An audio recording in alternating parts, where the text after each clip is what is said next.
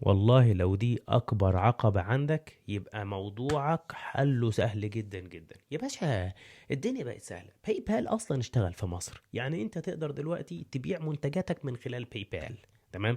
تقدر انك انت تعرض منتجاتك الرقمية، مثلا لو انت في بي دي اف بتبيعه او حاجات زي كده، تقدر انك انت تعرضه على، تعمل له يا سيدي موقع خاص بيك وتعمل دعاية وبتاع، والناس تقدر ان هي تشتري منك. اقول لك على حاجة، الملف البي دي اف هيفضل معاك، واللي عايز يشتريه يتواصل معاك على الواتساب. طب يا جدعان انت هتدفع لي ازاي؟ خد حساب الباي بال بتاعي لو انت بره مصر، وحساب الانستا باي لو انت جوه مصر.